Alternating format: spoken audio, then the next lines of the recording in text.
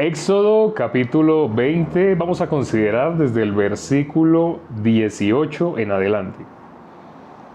Todo el pueblo observaba el estruendo y los relámpagos y el sonido de la bocina y el monte que humeaba, y viéndolo el pueblo, temblaron y se pusieron de lejos.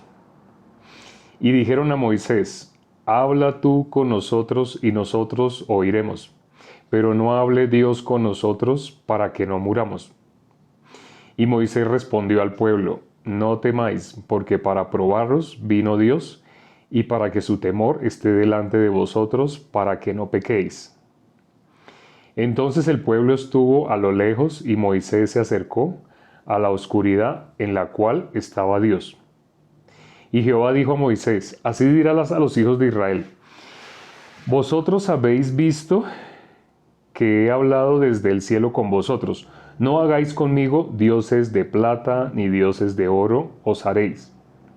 Altar de piedra harás para mí, y si sacrificaras sobre él tus holocaustos, tus ofrendas de paz, tus ovejas y tus vacas, en todo lugar donde yo hiciere que esté la memoria de mi nombre, vendré a ti y te bendeciré.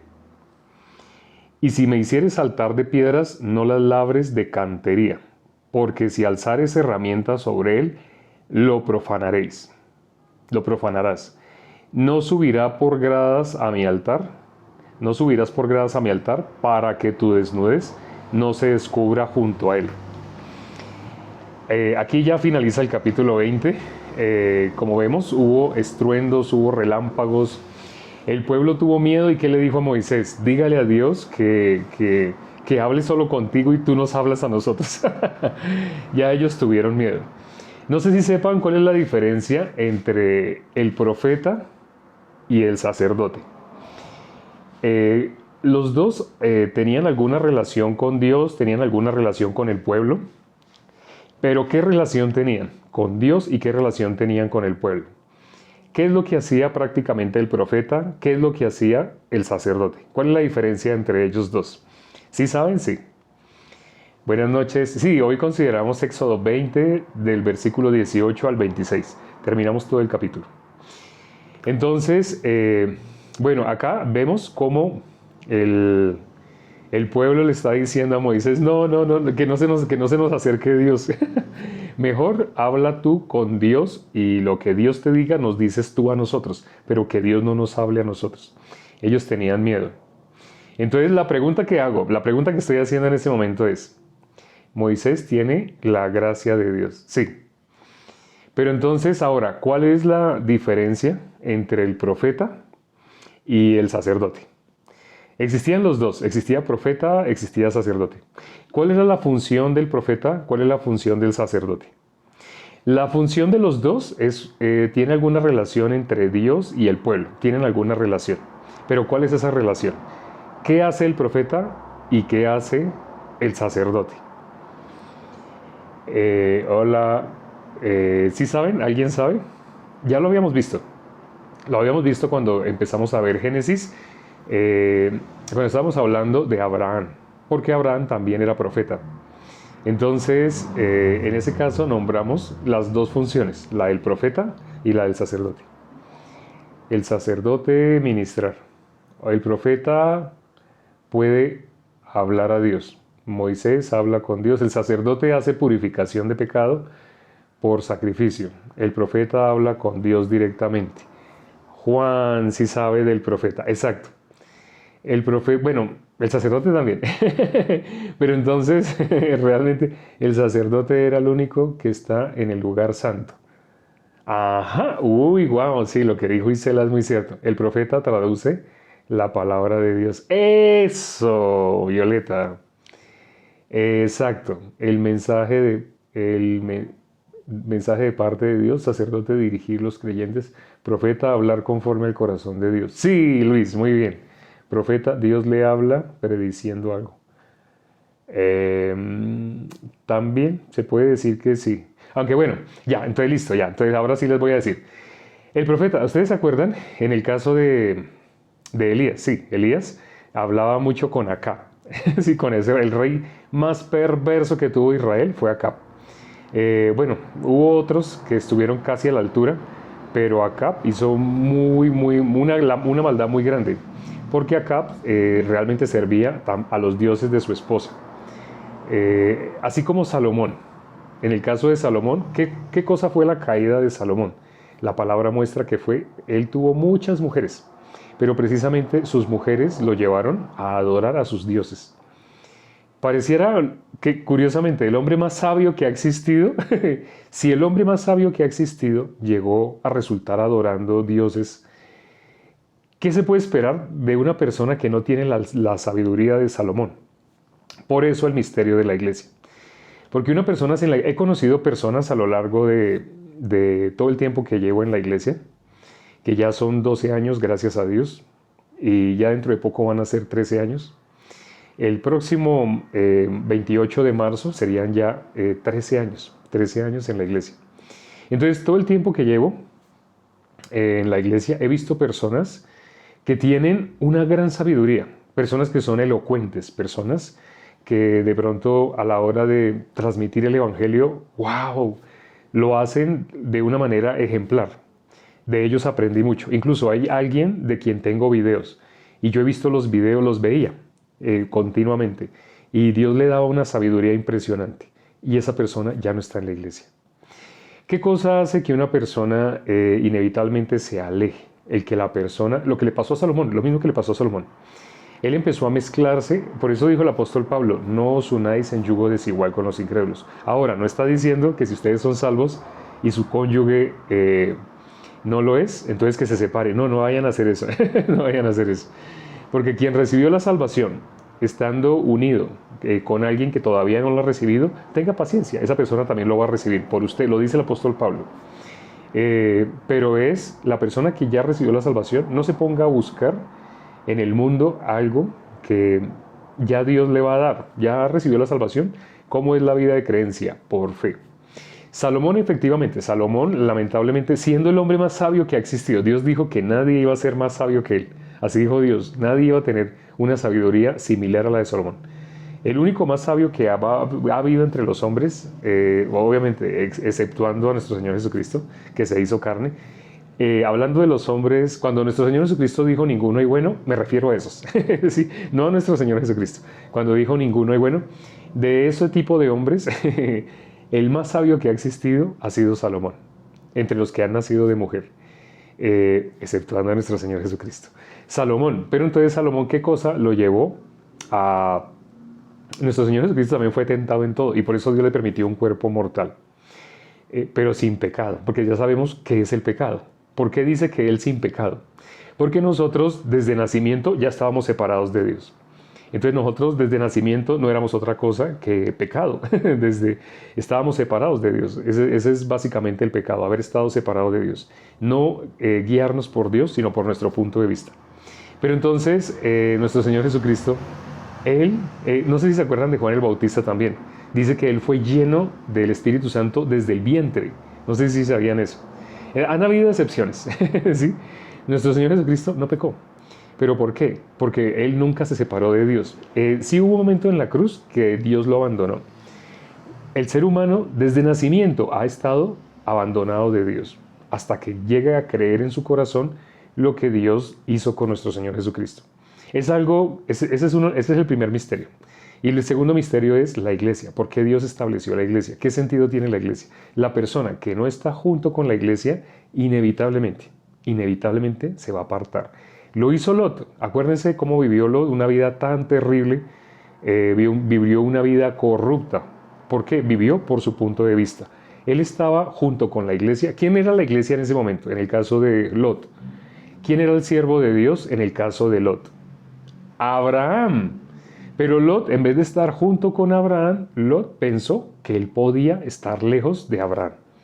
Aquí leímos, en los versículos que leímos el día de hoy, uno de los últimos versículos dice sobre cómo hacer altar, que lo haga de arena.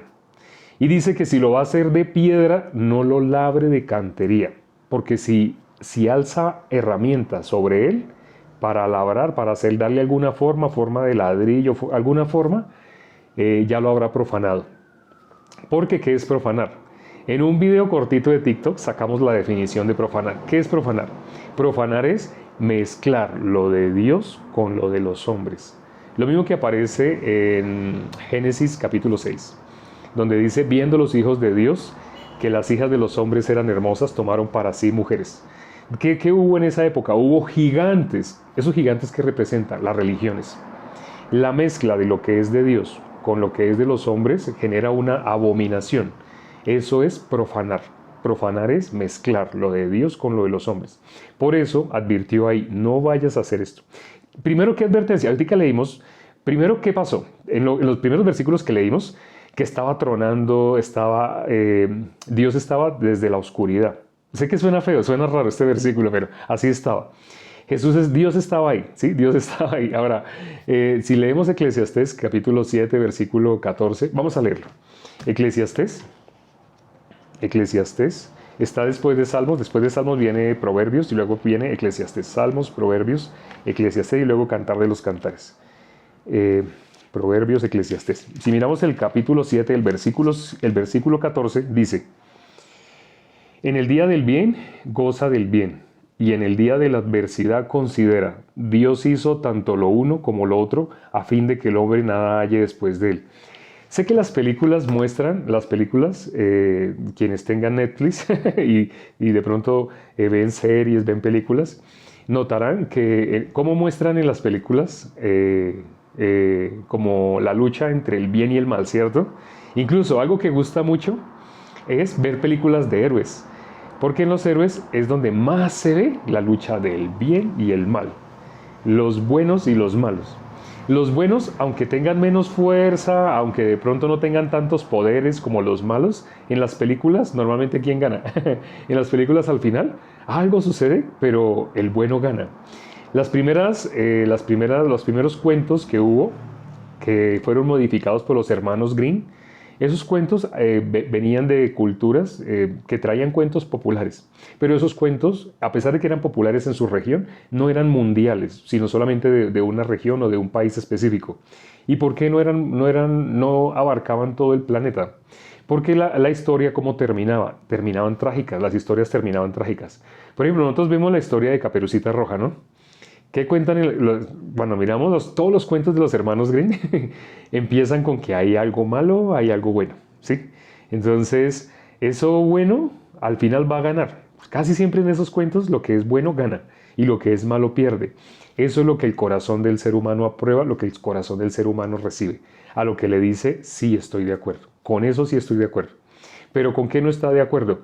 Con que haya maldad y la maldad triunfe. No puede estar de acuerdo con eso. Por eso los cuentos inicialmente, así como eran en sus diferentes regiones, no se hacían populares, era por el fin que tenían. Los hermanos Grimm lo único que hicieron fue modificar el fin. Pusieron el fin que las personas desean encontrar, el fin que las personas esperan. Como el ser humano espera siempre, ¿qué espera el ser humano siempre? Que se enfrente el mal, el bien y gane el bien, ¿sí? Cuando miramos en la palabra, nosotros desde el nacimiento, ¿qué somos? ¿Buenos? No. Pero el ser humano tiene la idea de que puede ser bueno. Y de que es bueno comparándose con alguien que haga maldades peores. Pero eso es para que no se dé cuenta del ser humano lo que dijo nuestro Señor Jesucristo. Ninguno hay bueno. Realmente la condición del ser humano desde nacimiento es malo. Malo, separado de Dios. Alguien me dijo, entonces nosotros nunca vamos a poder hacer lo bueno. Así me lo dijeron hoy precisamente en WhatsApp. Me hicieron esa pregunta. Bueno, ya no vivo yo, mas Cristo vive en mí, dice Gálatas 2.20. Dijo el apóstol Pablo a través de Gálatas 2.20. ¿Quién es el que verdaderamente puede hacer el bien? ¿Quién es el que verdaderamente? Ya que Dios es el único bueno, si Dios es el único bueno, entonces, ¿en qué momento, cuando dice que Dios preparó buenas obras para que anduviéramos en ellas? No está diciendo que nosotros nos esforcemos por hacer buenas obras, que es la forma como nuestro corazón, que es engañoso y perverso, automáticamente lo traduce. De nosotros no puede salir nada bueno. Dios dijo, nuestro Señor Jesucristo lo dijo, como un árbol que produce mal, de un momento a otro va a poder producir bien, de ninguna manera. Entonces, cuando dice que Dios preparó buenas obras para que andemos en ellas, está hablando de que andemos ¿en qué? En las obras de Él. ¿Cuál es la buena obra que hizo Dios para que andemos en ella? El Evangelio. Por eso lo que Dios quiere que nosotros anunciemos Nosotros somos vasos de barro. Y Dios puso el tesoro en nosotros. Puso el tesoro en nosotros. Entonces nosotros, de un momento a otro, ya dejamos de ser vaso de barro. Nuestro Señor Jesucristo dijo, lo que es nacido de la carne, carne es. La carne sigue siendo carne, pero también dijo, lo que es nacido del Espíritu, Espíritu es. Lo que recibió salvación fue nuestra alma. Pero la carne, dice la palabra, que vuelve al polvo, porque de ella fue tomada. Entonces Dios condenó, lo dice el apóstol Pablo, Dios condenó al pecado en la carne. Entonces las personas que nacen por segunda vez, las personas que experimentan nuevo nacimiento, esas personas ya no verán muerte nunca más. Bueno, yo sé que no me estoy refiriendo a la muerte física, porque la carne inevitablemente, como dice Hebreos 9:27, de la manera que está establecido para todo hombre que muera una vez y después de esto el juicio. Todo ser humano va a tener que dejar este cuerpo, pero el espíritu es el que va a Dios. Entonces, cuando una persona inevitablemente va a ser juzgada y de esa persona nunca, mientras estuvo en este cuerpo, nunca recibió la salvación, cuando esté delante de Dios, lo único que va a poder ver Dios en esa persona es que esa persona es pecadora. ¿Tuvo la Biblia? La tuvo. ¿Tuvo personas que le podían explicar la salvación? Hubo las personas que le podían explicar la salvación, pero esa persona estaba dispuesta a escuchar. Hubo algo que no le dejó y esa persona no se dio cuenta. Por eso nuestro Señor Jesucristo nos dio el secreto. El secreto para que una persona pueda recibir la salvación. Niéguese a sí mismo. Aquí estábamos mirando precisamente como lo que vimos en los versículos de hoy, desde el versículo 18 al 26. Primero, cómo el pueblo se asustó. No permita que Dios se nos acerque porque vamos a morir. Mejor a que Dios hable con usted y usted habla con nosotros. Porque ellos ya se dieron cuenta, nosotros no nos podemos acercar a Dios. Dios quería que se dieran cuenta, que nos diéramos cuenta de eso. El ser humano con pecado no puede estar delante de Dios. Con pecado delante de Dios inevitablemente va a la condenación. No se puede ni siquiera acercar a Dios. Porque el pecado espiritualmente, si la persona muere sin haber recibido la salvación en este cuerpo, inevitablemente va a la condenación eterna. Y es más, todo ser humano nació con ese sello, nació con el sello de la condenación eterna. Hay un sello diferente que la Biblia habla, ser sellados con el Espíritu Santo de la promesa. Cuando una persona es sellada con el Espíritu Santo de la promesa, no sé si se acuerdan de Caín. Caín, él fue sellado.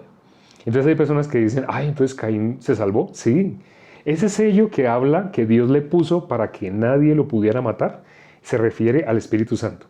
Bueno, aunque ahí en ese momento no está hablando la palabra Espíritu Santo, pero se está refiriendo a ese sello. Cuando en el Nuevo Testamento habla de fuisteis sellados con el Espíritu Santo de la promesa, se está refiriendo precisamente al sello que evita que ya podamos recibir la muerte. Por eso dice, el que cree en mí, aunque hubiere muerto, vivirá. Y el que ha recibido la vida nunca verá muerte. Ya una vez que uno ha recibido la salvación, ya no puede ver muerte. El problema es poder ver la salvación. ¿Quién puede recibir la salvación? Pregúntenle a sus familiares, seres queridos, ¿ustedes son pecadores? Y verá que todos le van a contestar, pues es que ¿quién no? Por supuesto, todos están contestando conforme a la Biblia o conforme a su lógica, a lo que su punto de vista les dice que así es. Le están contestando conforme a la lógica. Y curiosamente, así usted le muestre versículos. Hoy, por ejemplo, alguien me escribió por el video que tenemos, que subimos sobre la oración, donde hablamos sobre Juan capítulo 9, versículo 31. Juan capítulo 9, versículo 31 dice, Dios no oye a los pecadores. El momento que hablamos de la oración en ese video cortito, tuvimos que explicar ese versículo. Dios no oye a los pecadores. ¿Y qué creen? Hoy una persona, a pesar de que es un video viejo, hoy alguien me escribió por ese video y me dijo, yo no sé usted de qué religión es ni usted a qué pertenezca, a mí no me interesa, lo que sé es que a mí Dios sí me oye y yo soy pecadora. Así me escribió una persona. Yo soy pecadora y a mí Dios sí me oye. Yo le mostré a la persona el versículo. Es más, no solamente, hay ocasiones que yo les digo, lea por favor Juan capítulo 9, versículo 31.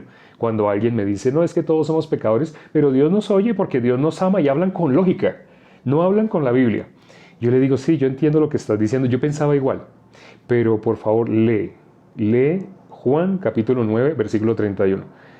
Hay personas que yo les he dicho así, pero a esta persona yo no le dije así, a esta persona yo le pegué el versículo, lo copié y lo pegué. Sí. Y a pesar de que le pegué el versículo, se enfureció. Lo que hablamos ayer. No le queda otro camino a las personas. Se enfurecen y siguen por su propio camino. Todos nos descarriamos como ovejas, cada cual se apartó por su camino.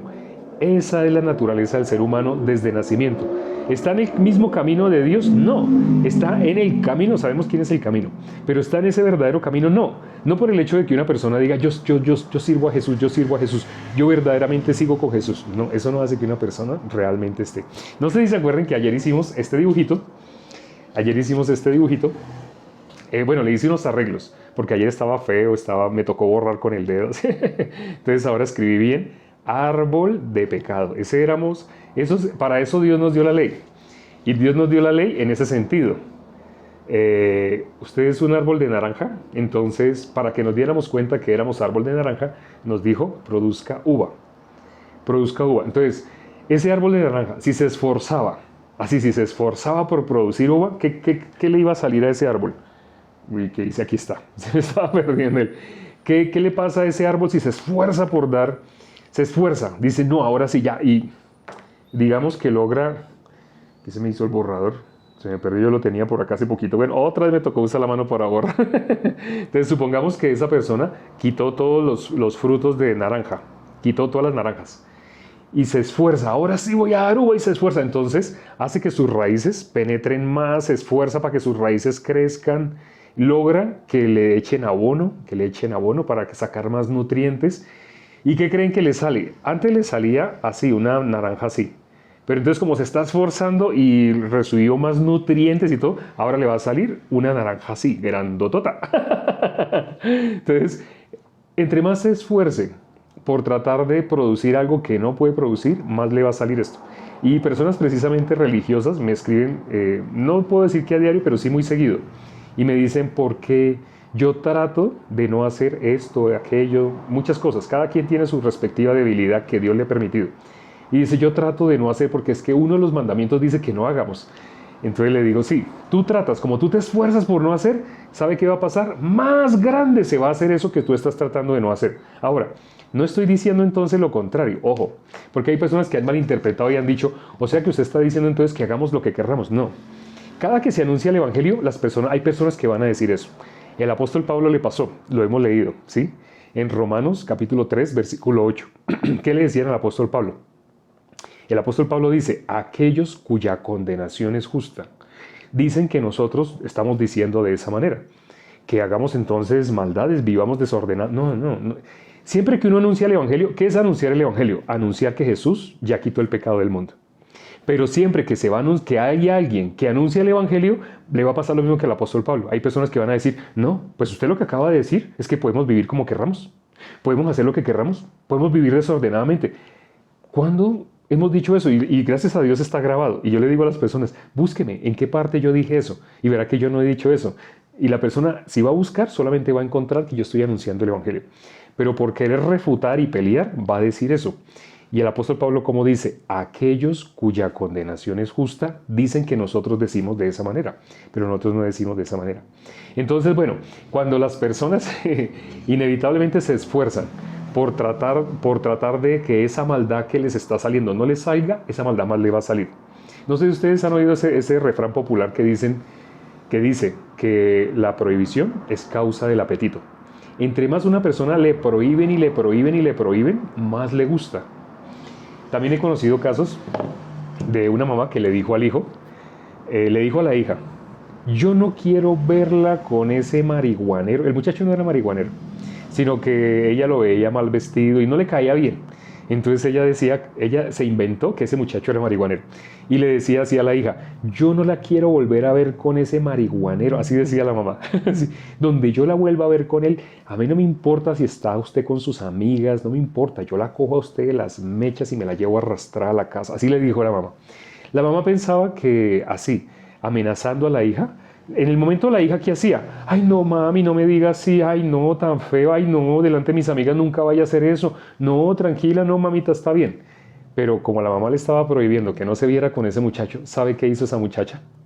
Resultó embarazada de ese muchacho. Es decir, no solamente se empezó a ver, sino que a ella se le hizo más apetecible verse con él.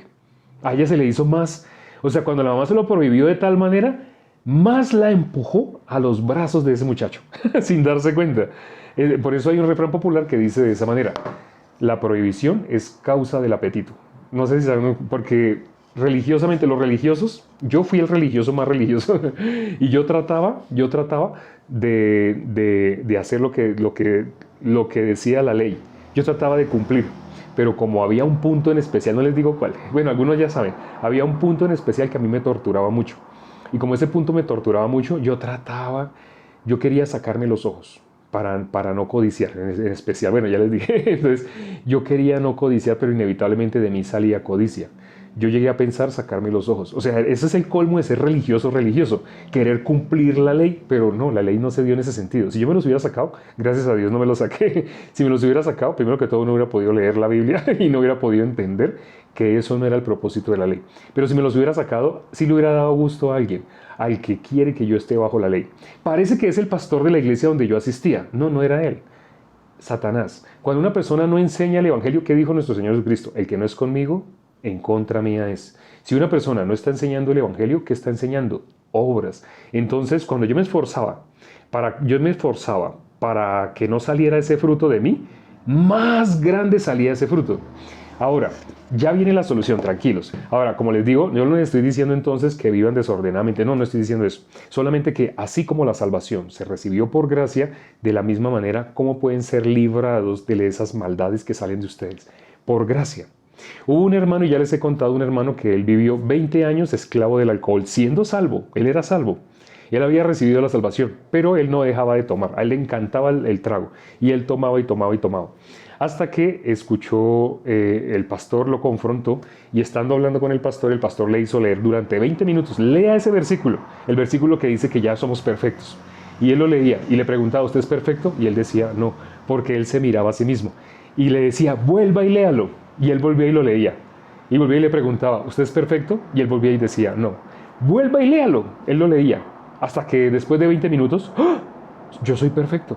Ahí dice que yo soy perfecto. Increíble. Tuvo que leerlo 20 minutos. Era un debate, ¿sí?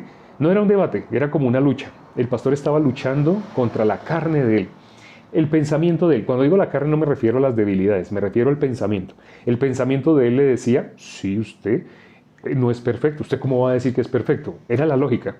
Pero la palabra dice, ya Dios nos hizo perfectos. Entonces él leyendo así, estuvo en ese jale, tirijale.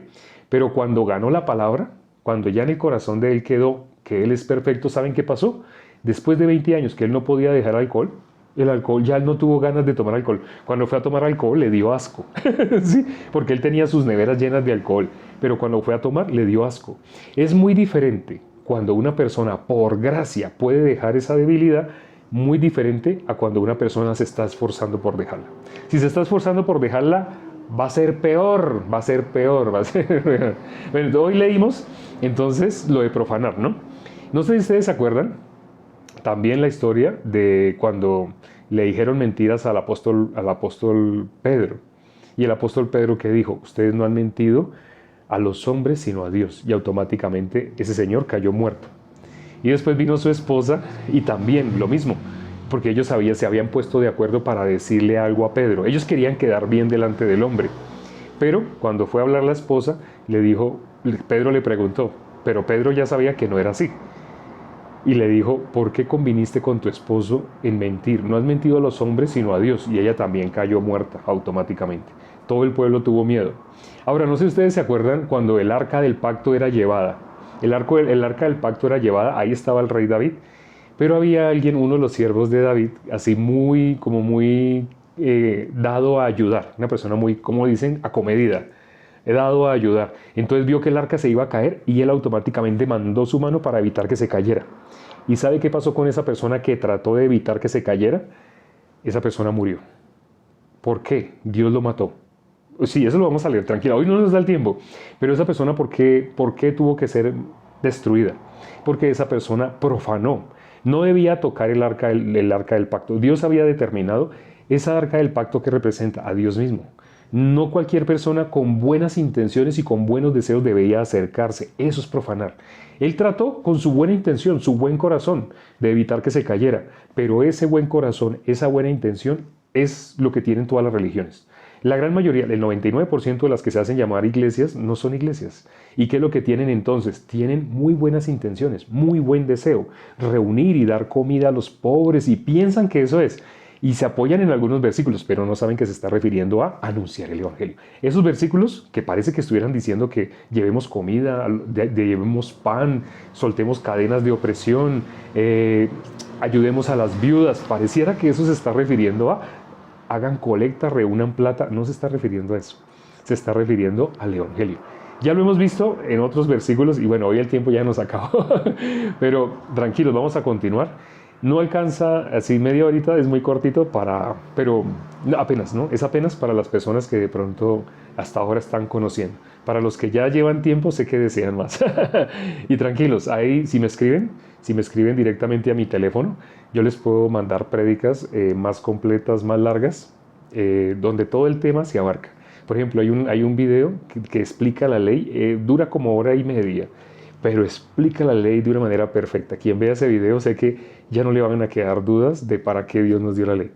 Si quieren ver mi número aparece en el video de TikTok, esos videos cortitos. Y si hay una pestaña, cuando ustedes entran a mi página principal, donde aparece mi foto, los seguidores, los que yo sigo, etcétera, etcétera. Yo no sigo a nadie, pero aparece los likes que me han dado. Así, esa es la página principal. Donde aparece la página principal, debajo de mi foto aparecen dos pestañas. Una pestaña que dice la verdad y otra pestaña que dice Salmos. Toquen la pestaña que dice Salmos y están en orden, el 1, el 2, el 3. Miren el 19. El episodio 19 es el Salmo 19 y ahí está mi número. Me pueden escribir directamente a mi número y con gusto. Yo mando más que todo audios. Casi no me pongo a usar los pulgares, pero me pueden escribir o me pueden dejar audios también. Nos vemos mañana. Vamos a orar por ahora para terminar y nuestra cita, después de que oremos, nuevamente la recordamos. Padre, gracias por este tiempo que nos has dado para considerar tu palabra. Permite que las personas que escucharon tu palabra el día de hoy, muchos de ellos escucharon también el día de ayer. Permite que perseveren hasta que la salvación sea algo que inevitablemente los alcance. Todo ser humano nace destituido de la gloria de Dios, lo dice Romanos 3:23. El hombre conforme al corazón de Dios lo reconoce que él también fue concebido en pecado y así toda la humanidad. Permite que, así como el rey David pudo salir de esa condenación del pecado, las personas que están escuchando estos en vivos también puedan salir de la condenación del pecado. Te lo hemos pedido y hemos orado en el nombre de nuestro Señor Jesucristo. Amén. Gracias, hermanos, amigos, invitados y quienes nos visitan de vez en cuando. Nuestra cita, como todos los días, es a la misma hora. Mi reloj marca en ese momento las y 33. ¡Wow! Acaba de pasar a las y 34. Quiere decir que llevamos 34 minutos en este en vivo. Todos los días, durante un periodo de tiempo similar, es decir, 33 minutos alrededor, todos los días estamos haciendo el en vivo. Terminando siempre a esta misma hora, todos los días. Si tú quieres saber a qué horas terminamos, a esta misma hora que acabamos de terminar. Y si quieres saber a qué horas empezamos, 33 minutos atrás. Siempre, todos los días. Nos vemos. Chao.